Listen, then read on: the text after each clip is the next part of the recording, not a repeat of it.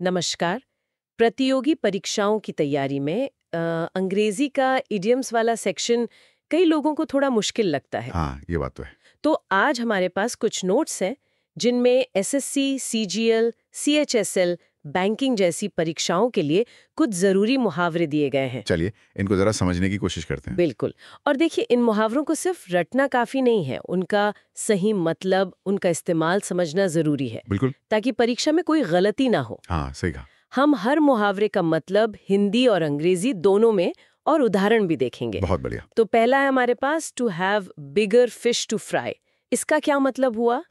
To have bigger fish to fry, इसका सीधा मतलब है to have more important things to do. अच्छा हिंदी में कहें तो किसी मौजूदा काम से ज्यादा जरूरी काम होना। जी। जैसे मान लीजिए कोई आपको कहता है चलो यार थोड़ी देर बात करते हैं, पर आपका कल एग्जाम है। हाँ, तो आप कह सकते हैं sorry I have bigger fish to fry right now.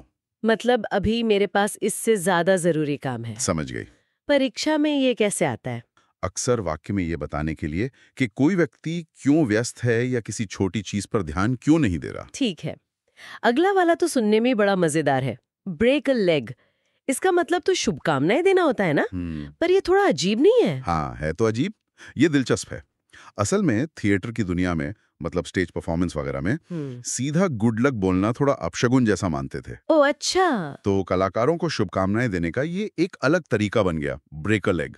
तो मतलब हुआ शुभकामनाएं देना। वाह, ये तो नई जानकारी मिली। हाँ, पर याद रखिए इसका शाब्दिक अर्थ बिल्कुल नहीं लेना है। बिल्कुल। अच्छा, फिर है अ ब्लेसिंग इन डिस्गाइज।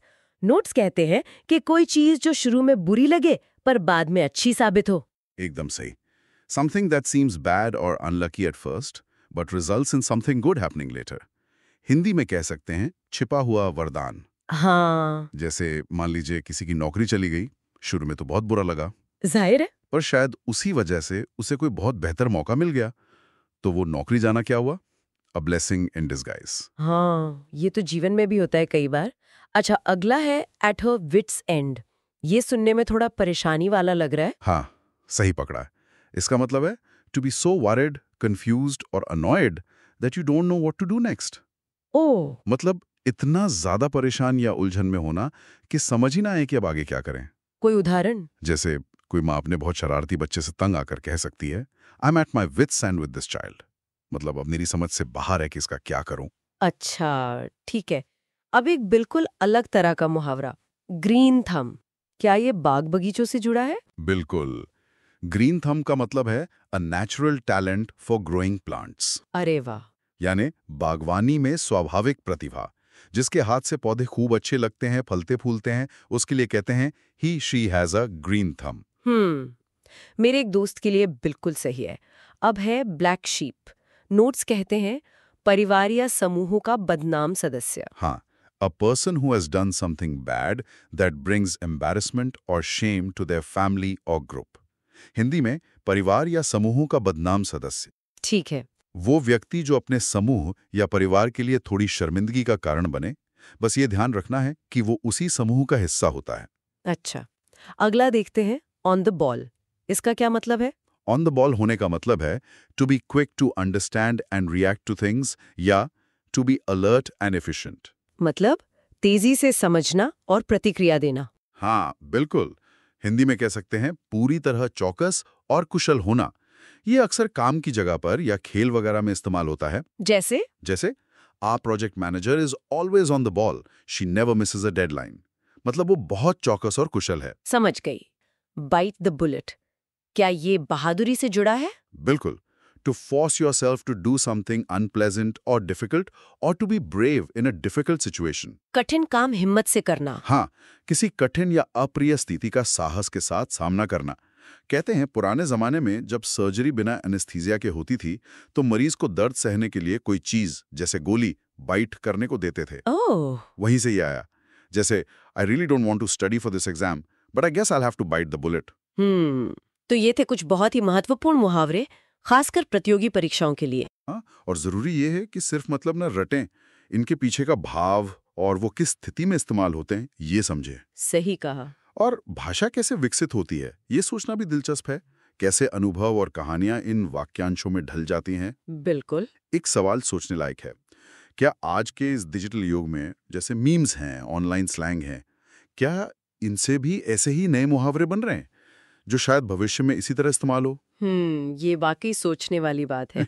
जरूर सोचिएगा इस पर। रैन लाइक क्लॉकवर्क, इसका क्या मतलब है? रैन लाइक क्लॉकवर्क, इसका मतलब है कोई भी चीज, कोई काम बिल्कुल स्मूथली, बिना किसी दिक्कत के हो जाना, जैसा प्लान किया वैसा ही। अच्छा, जैसे सब कुछ एकदम परफेक्ट टाइमिंग से हुआ हो? हाँ बिल्कुल। जैसे मान लीजिए कोई इवेंट हुआ तो कह सकते हैं the party ran like clockwork, मतलब पार्टी बिल्कुल योजना के अनुसार बिना किसी गड़बड़ के हुई। ठीक है, समझ गई। अगला है hit the nail on the head. हाँ, ये बड़ा कॉमन है। Hit the nail on the head मतलब किसी बात को या किसी समस्या की जड़ को एकदम सही पकड़ लेना, बिल्कुल सटीक अंदाजा लगाना या बताना। अच्छा, मतलब बिल्कुल पॉइंट पर बात करना। एग्जैक्टली जैसे अगर किसी ने प्रॉब्लम का सही कारण बता दिया तो आप कहेंगे you hit the nail on the head. ये तो काफी काम का है। अच्छा, एक और जो अक्सर सुनते हैं, to read between the lines. ओ, ये तो बहुत जरूरी है, खासकर कॉम्प्रिहेंशन पैसेजेस के लिए। हाँ, कैसे? इसका मतलब होता है जो लिखा है सिर्फ उतना ही नहीं, बल्कि उसके पीछे का छिपा हुआ मतलब समझना, गूढ़ अर्थ निकालना। अच्छा, मतलब जो कहा नहीं गया वो समझना। बिल्कुल। जैसे मान लीजिए किसी ने कोई खत लिखा जो ऊपर से तो सामान्य लग रहा है, पर रीडिंग बिटवीन द लाइन्स आपको उसकी चिंता या नाराजगी समझ आ जाए। ये तो गहरी बात समझने जैसा हुआ। अच्छा, अब कुछ जल्दबाजी से जुड़े इडियम्स, जैसे जंप द गन। हाँ, जंप द गन, इसका मतलब है कोई काम बहुत जल्दी कर देना, समय से पहले ही, बिना सोचे समझे। अक्सर जल्दबाजी में मतलब। हाँ, जैसे रिजल्ट्स आने से पहले ही कोई जश्न मनाना शुरू कर दे। He jumped the gun by celebrating too early. ओ ठीक है, जल्दबाजी करना। अब कुछ ऐसे मुहावरे जो किसी चीज की वैल्यू बताते हो, जैसे a dime a dozen. A dime a dozen, इसका मतलब है कोई ऐसी चीज जो बहुत आम हो, बहुत आसानी से मिल जाए और इसलिए उसकी कोई खास कीमत या इंपॉर्टेंस ना हो। मतलब बहुत कॉमन। हाँ बिल्कुल। जैसे in today's market such mobile phones are a dime a dozen, मतलब ऐसे फोन आजकल बहुत आम हैं, कुछ खास नहीं। अच्छा, और अगर किसी को मतलब दूसरों की गलती के लिए दोषी ठहरा दिया जाए। हाँ, उसके लिए एडियम है मेड अ स्केपगोट, बलि का बकरा बनाना, जिसे हम हिंदी में कहते हैं। हाँ हाँ, बलि का बकरा। मतलब गलती किसी और की और सजा किसी और को। जैसे the manager made him a scapegoat for the projects failure, project fail हुआ और ठीकरा उस पर फोड़ दिया। ये तो बहुत होता है। अच्छा, और जो इंसान आसानी से बेवकूफ ना बने, होशियार हो। उसे कहते हैं नोबडीज फूल, मतलब वो चालाक है, अनुभवी है, उसे आसानी से धोखा नहीं दिया जा सकता। जैसे कोई कहे कि अरे उससे मत समझाओ, वो सब समझता है। बिल्कुल, she is nobody's fool, she understands the situation well. ठीक है, अब कुछ सिचुएशन बताने वाले एडियम्स, जैसे आउट ऑफ द वुड्स, जंगल से बाहर। हाँ, मतलब कुछ वैसा ही है। आउट ऑफ द वुड्स मतलब किसी खतरे या मुश्किल से बाहर आ जाना, अब सेफ है। अच्छा, खतरे से बाहर। हाँ, जैसे लंबी बीमारी के बाद कोई ठीक हो जाए तो कह सकते हैं the patient is finally out of the woods, मतलब मरीज अब खतरे से बाहर है। ये सुनकर अच्छा लगा। और अगर कोई सुनहरा मौका मिले तो? उसके लिए है गोल्डन अपॉर्चुनिटी, एक बहुत ही बढ़िया रेयर मौका। हाँ, ये तो सुना है। हाँ, उसके लिए एक सुनहरा मौका था। बिल्कुल। और जब कोई फैसला ना ले पाए, दो चीजों के बीच में फंसा हो, उसके लिए कहते हैं ऑन द फेंस। मतलब दुविधा में होना, तय ना कर पाना कि क्या करे। जैसे दो नौकरियों में से चुनना हो। हाँ बिल्कुल, he is on the fence about which job offer to accept, वो दुविधा में है। अच्छा, कभी कभी लोग काम निपटाने के चक्कर में क्वालिटी खराब कर देते हैं, उसके लिए क्या है? हाँ, उसके लिए है कटिंग कॉर्नर्स, मतलब काम को सस्ते में या जल्दी करने के लिए आसान रास्ता अपनाना, पर अक्सर क्वालिटी या सेफ्टी से समझौता करके। अच्छा, मतलब क्वालिटी गिरा देना। हाँ, जैसे they cut corners while building the bridge and now it's unsafe, पुल बनाने में क्वालिटी पे ध्यान नहीं दिया, अब वो असुरक्षित है। ये तो खतरनाक है।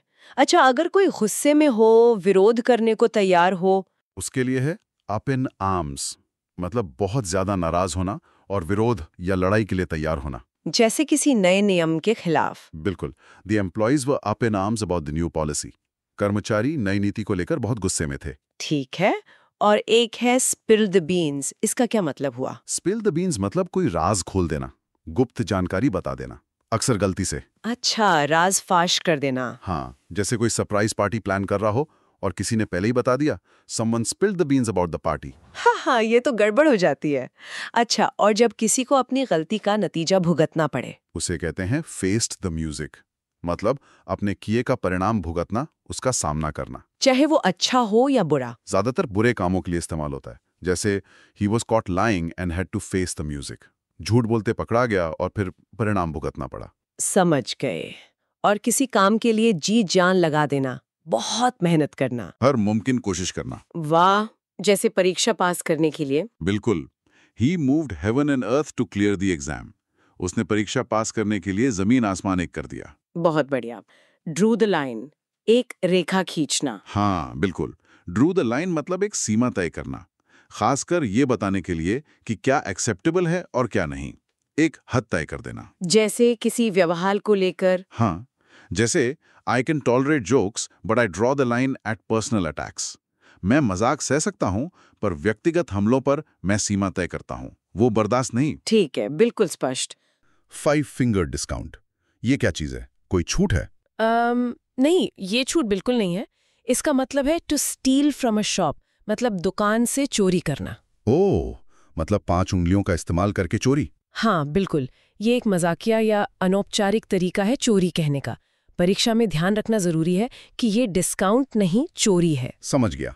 अगला है लेफ्ट आउट इन कोल्ड। हाँ, इसका मतलब है टू बी इग्नोर्ड और एक्सक्लूडेड फ्रॉम अ ग्रुप, मतलब किसी को जानबूझकर अनदेखा करना या किसी समूह से बाहर रखना। जैसे किसी को अकेला छोड़ दिया गया हो। बिल्कुल, यूं समझ लीजिए कि किसी को पार्टी में नहीं बुलाया और वो बेचारा बाहर ठंड में रह गया।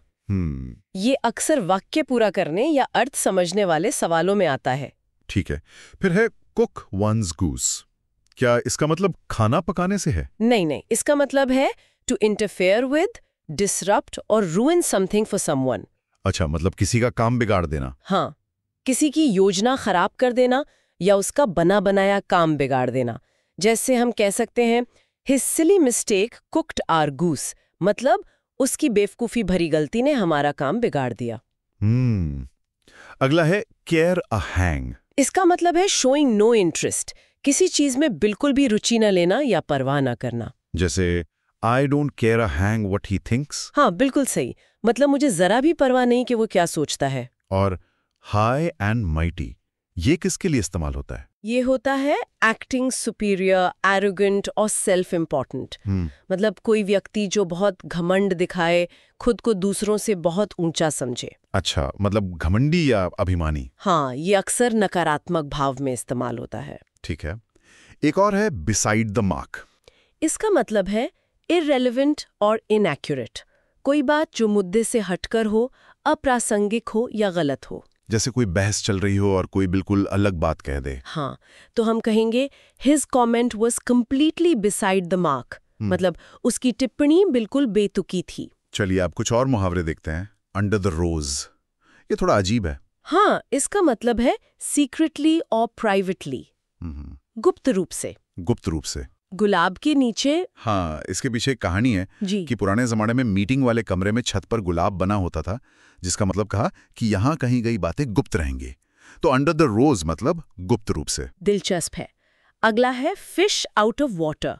इसका मतलब है अनकंफर्टेबल, असहज महसूस करना। जैसे मछली पानी के बना। बिल्कुल, जैसे कोई व्यक्ति किसी नई या अनजान परिस्थिति में असहज महसूस करे। He felt like a fish out of water at the formal party. समझ गया। Sit on the fence. इसका मतलब है टू अवॉइड टेकिंग साइड्स और मेकिंग अ डिसीजन, मतलब किसी मुद्दे पर फैसला लेने से बचना या किसी का पक्ष न लेना। अच्छा, बीच में रहना। हाँ, जैसे 2 लोगों में बहस हो रही है और आप तय नहीं कर पा रहे कि कौन सही है, तो आप सिटिंग ऑन द फेंस है। ब्रेक अ लेग, ये तो काफी सुना है शुभकामनाएं देने के लिए। हाँ, बिल्कुल। इसका मतलब है टू विश गुड लक, खासकर स्टेज पर परफॉर्म करने वालों के लिए। तो लेकिन पैर तोड़ने की बात क्यों? ये एक तरह का अंधविश्वास है थिएटर जगत में कि सीधा गुड लक बोलना शायद अपशगुन हो, इसलिए मजाक में या उल्टा ब्रेक अ लेग कहते हैं। अच्छा, और ब्रेक द आइस, आना। जैसे किसी मीटिंग या पार्टी की शुरुआत में। हाँ, कोई छोटा सा मजाक या सवाल पूछकर माहौल को हल्का करना, वो ब्रेकिंग द आइस कहलाता है। फिर है पोकर फेस। इसका मतलब है An expressionless face that hides one's true feelings or intentions. मतलब ऐसा चेहरा जिस पर कोई भाव ना दिखे, जिससे पता न चले कि मन में क्या चल रहा है। जैसे पोकर खेलते समय खिलाड़ी रखते हैं। एकदम सही, ताकि दूसरे खिलाड़ी अंदाजा न लगा सके कि उनके पास अच्छे पत्ते हैं या बुरे। अगला है comparing apples to oranges. इसका मतलब है comparing two things that are fundamentally different and should not be compared.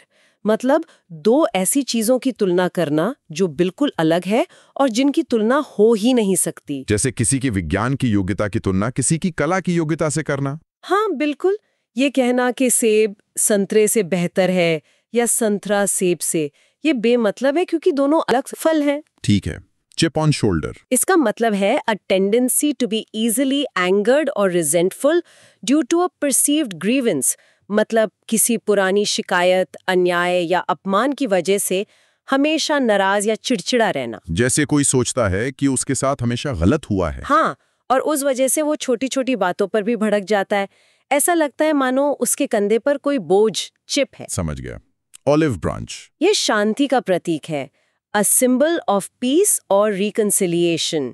मतलब शांति स्थापित करने या सुलह करने का प्रस्ताव या संकेत। जैसे दो दुश्मन देशों के बीच शांति वार्ता की पेशकश। हाँ, वो एक ऑलिव ब्रांच यानी जैतून की शाखा देना जैसा है। एक बहुत ही सकारात्मक मुहावरा, When life gives you lemons, make lemonade. हाँ, ये बहुत प्रेरणादायक है। इसका मतलब है make the best out of difficult situations. मतलब मुश्किलों का सामना करो और उनसे कुछ अच्छा निकालो। बिल्कुल, जब जिंदगी आपको मुश्किलें नींबू जैसी खट्टी चीजें दे, तो आप उनसे कुछ अच्छा नींबू पानी जैसा बना लें। ये सकारात्मक रवैये की बात करता है। Turned a deaf ear to, इसका मतलब बताया गया है किसी बात को अनसुना कर देना। हाँ, पर इसमें एक खास बात है, ये सिर्फ सुनना नहीं है, ये जानबूझकर अनसुना करना है। मतलब आपने सुना पर ध्यान नहीं दिया, नजरअंदाज कर दिया। अच्छा, जैसे कोई सलाह दे रहा हो और हम सुने ही ना। बिल्कुल, उपेक्षा करना, इग्नोर करना, ये वो भाव है इसमें। ओके, समझ गया। अगला है अ स्ट्रेट शूटर, मतलब एकदम ईमानदार और स्पष्टवादी व्यक्ति। ये तो नाम से ही जाहिर है थोड़ा। हाँ, मतलब तो सीधा है, ऐसा इंसान जो सीधी बात करता है, घुमाता फिराता नहीं, जो दिल में वही जुबान पर। आजकल ऐसे लोग कम ही मिलते हैं, तो ये एक बड़ी क्वालिटी मानी जाती है, खरापन। सही बात है। अच्छा, एक और जो बहुत सुना है, once in a blue moon. हाँ, यानी बहुत कम बार। पर ये ब्लू मून क्या चीज है? इसका कुछ लेना देना है असलियत से? देखो, असल में ब्लू मून एक खगोलीय घटना होती है, पर मुहावरे का मतलब बस इतना ही है कि कोई चीज बहुत ही कम होती है, कभी कभार, रेयरली। तो बस दुर्लभता पर जोर है, ब्लू मून की कहानी पर नहीं। हाँ बिल्कुल, फोकस इस बात पर है कि घटना कितनी इनफ्रीक्वेंट है। ठीक है। एक और है जो व्यक्तित्व से जुड़ा है, अ डेयरडेविल, मतलब निडर व्यक्ति। पर क्या ये हमेशा अच्छी बात होती है, निडर होना? देखो, निडर तो है, पर इसमें अक्सर खतरा मोल लेने का भाव ज्यादा होता है, जो बिना सोचे समझे जोखिम उठाए। कभी कभी ये बहादुरी लगती है, पर कई बार लापरवाही भी हो सकती है। हाँ, मतलब जो एडवेंचरस हो, रिस्क लेने वाला। सही। जो नतीजों की परवाह किए बिना कूद पड़े। ओके, तो ये तो हुए कुछ लोगों या उनके तरीकों से जुड़े। जी। अब कुछ हालात या भावनाओं वाले देखते हैं। जी। जैसे keep the wolf from the door. इसका मतलब दिया है भूख से बचना या गुजारा चलाना। इसमें ये भेड़िया कहाँ से आ गया? ये बड़ा इंटरेस्टिंग है। यहाँ भेड़िया असल में गरीबी या भुखमरी का सिंबल है, उसका प्रतीक। तो दरवाजे से भेड़िए को दूर रखने का मतलब है बस इतनी कमाई कर लेना कि घर चल जाए, भूखे ना मरे। अच्छा, मतलब बस गुजारा करना। हाँ बिल्कुल, बुनियादी जरूरतें पूरी करना, मुश्किल से। कितना गहरा मतलब है। अच्छा, अगला बहुत कॉमन है डे एंड नाइट, मतलब लगातार 2400 घंटे। ये तो सीधा है। हाँ, ये बिल्कुल सीधा है। किसी काम का या किसी स्थिति का लगातार चलते रहना, बिना रुके। जैसे कहते हैं ना, उसने दिन रात मेहनत की। जी। और टू ब्रिंग टू लाइट, इसका मतलब है उजागर करना। हाँ, मतलब कोई चीज जो छुपी हुई थी, कोई राज था, कोई सच था, उसे सामने ले आना, पर्दा उठाना किसी बात से। जैसे कोई स्कैंडल सामने आ गया। हाँ, या कोई भूली हुई जानकारी मिल गई, खोज वाला भाव है इसमें। ठीक है। फिर है पुल अ लॉन्ग फेस, यानी उदास दिखना। ये तो चेहरे के एक्सप्रेशन से जुड़ा है ना? बिल्कुल, जब कोई दुखी होता है, निराश होता है, तो उसका चेहरा लटक जाता है ना, बस वही। चेहरे से ही उदासी या नाखुशी का पता चल जाना। समझ गया। और आखिरी वाला है इजी डज इट। ये किसी को धीरे और सावधानी से काम करने के लिए कहने में इस्तेमाल होता है। हाँ, ये एक तरह की हिदायत है, सलाह है। जैसे कोई नाजुक चीज उठा रहा हो या कोई मुश्किल काम कर रहा हो तो हम कहते हैं इजी डज इट, मतलब आराम से, ध्यान से करो, जल्दबाजी नहीं। तो देखा जाए तो ये मुहावरे भाषा को कितना रंग देते हैं। सिर्फ शब्द नहीं, ये पूरी कहानी या भावना बता देते हैं। सही कहा। और इनको समझना जरूरी है क्योंकि ये रोज की बातचीत में भी खूब इस्तेमाल होते हैं। बिल्कुल। इनका मतलब पता हो तो कम्युनिकेशन कितना आसान हो जाता है। हाँ, और सोचने वाली बात ये भी है कि क्या कभी इन मुहावरों की जड़ तक जाना कि बने कैसे, क्या उससे भाषा को और गहराई से समझने में मदद मिल सकती है? ये दिलचस्प सवाल है। शायद इस पर भी कभी बात की जाए। नमस्कार,